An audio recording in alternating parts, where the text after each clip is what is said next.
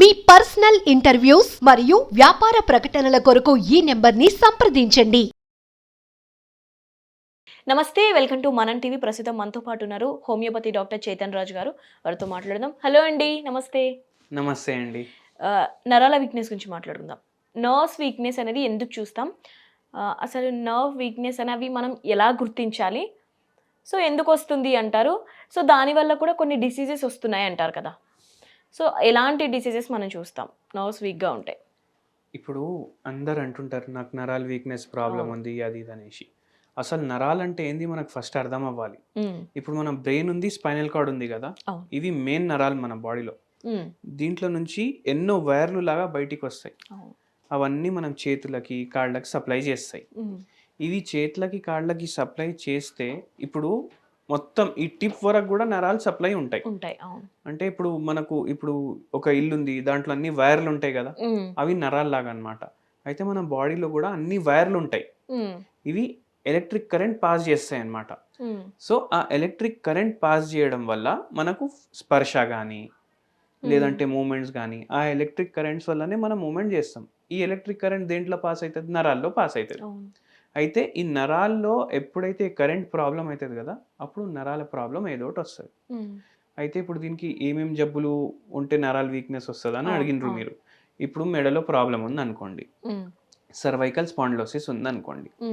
Cervical spondylosis అయితే by chance ఏదైతే spinal cord ఉంది దాంట్లో ఏమైనా ప్రాబ్లం అవుతుంది, కంప్రెషన్ అవుతుంది, లేకపోతే మన వర్టిబ్రల్ కాలంలో ఉన్న బోన్స్ ఏమైనా జరిగినాయి, దాని మీద ప్రెషర్ వేస్తున్నాయి అంటే ఏమవుతుంది, ఆడికెళ్ళి చేతుల్లో ఈ నర్వ్స్ పాస్ అవుతాయి, నరాలు పాస్ అవుతాయి. అయితే ఈ చేతుల నరాల్లో పరేషాని స్టార్ట్ అవుతుంది.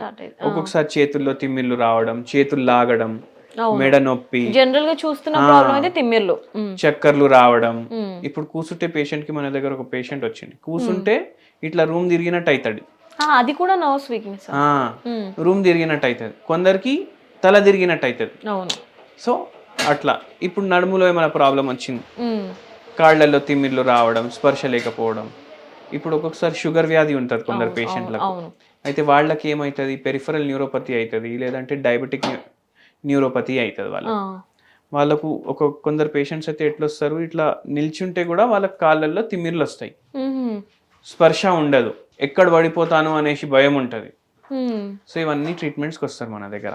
అయితే గుర్తించడం అంటే ఓన్లీ తల తిరగడము, తిమ్మిర్లు, తిమ్మిర్లు, చేతులు లాగడం, కాళ్ళు లాగడం, ఫుల్ డే ఇట్లా డల్ గా ఉండడం. ఇప్పుడు కొందరు ఇట్లా ప్రెస్ చేసుకుంటూ కూర్చుంటారు, వాళ్ళకు కూడా నరాల ప్రాబ్లం ఉండొచ్చు, బోన్స్ ప్రాబ్లం ఉండొచ్చు. కొందరికి ఇట్లా మెడ లాగుతుంటే ఇట్లా మీరు చూడండి, ఇట్లా ప్రెస్ చేసుకుంటూ ఉంటారు, నడుము నొప్పి ఇట్లా ఇట్లా చేసుకుంటుంటారు. సో ఇవన్నీ కూడా లక్షణాలే. ఎందుకు వస్తుంది జనరల్ గా ఎందుకు వస్తుంది అంటే, ఇప్పుడు ఒకటి మైక్రోన్యూట్రియంట్ ఏదైనా డెఫిషియెంట్ ఉంటే వస్తుంది, మళ్ళీ దాని తర్వాత షుగర్ వ్యాధి ఉంటే వస్తుంది. ఇవి మేజర్ రీజన్స్. మళ్ళీ ఇప్పుడే నేను చెప్పిన కదా, విటమిన్ డి కూడా తక్కువ ఉంటే ఏమైతుంది, వర్టిబ్రల్ కాలం ఉంటుంది కదా మనది, దాంట్లో బోన్స్ వీక్ అవుతాయి. అయితే అప్పుడు కూడా నరాల ప్రాబ్లం రావచ్చు.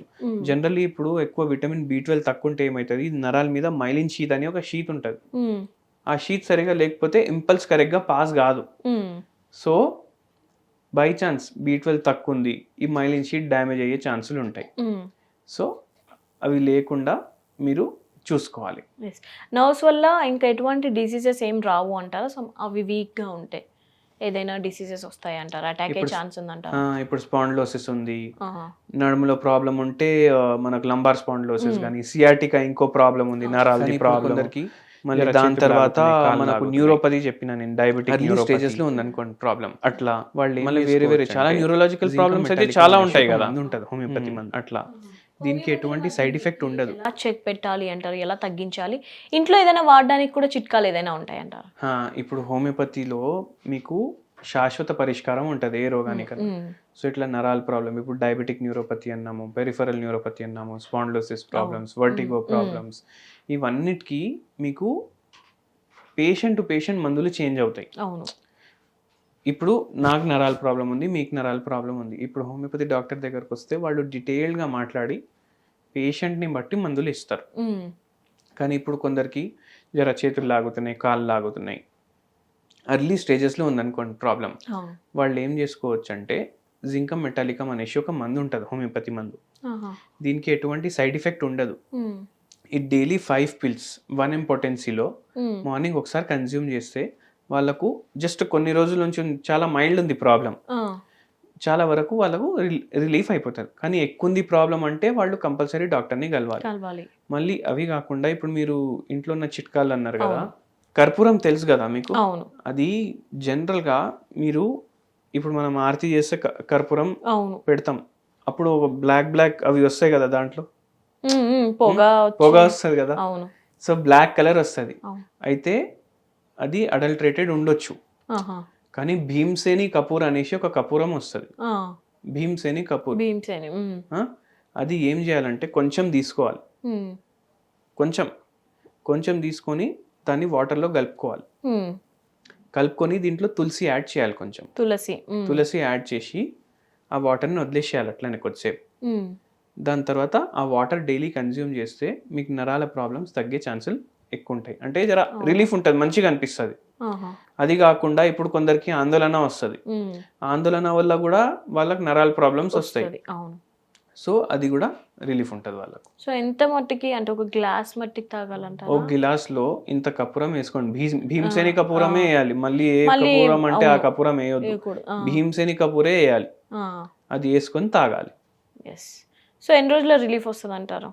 జనరల్ గా ఇవన్నీ మనం ఇంట్లో చిట్కాలు చెప్తాం కదా, అవును. ఇవన్నీ జర రోగం తక్కువ ఉన్న వాళ్ళకి మంచిగా పనిచేస్తుంది. పనిచేస్తది. అవును. ఇప్పుడు మస్తు ఎక్కువ ఉంది ప్రాబ్లం, డయాబెటీస్ ఉంది, కిడ్నీల ప్రాబ్లం ఉంది, డాక్టర్ దగ్గరికి వెళ్ళాల్సిందే. దానికోసం అయితే వాళ్ళు క్లినిక్ విజిట్ చేయడమే బెటర్. కానీ మీకు జర ప్రాబ్లం అనిపిస్తుంది అంటే డైలీ ఇట్లా చేస్తే మీకు ఒక 10 రోజుల నుంచి ప్రాబ్లం ఉంది, 3-4 రోజుల్లోనే తగ్గిపోతుంది అట్లా. ఎస్. రైట్ అండి. థ్యాంక్ యూ అండి.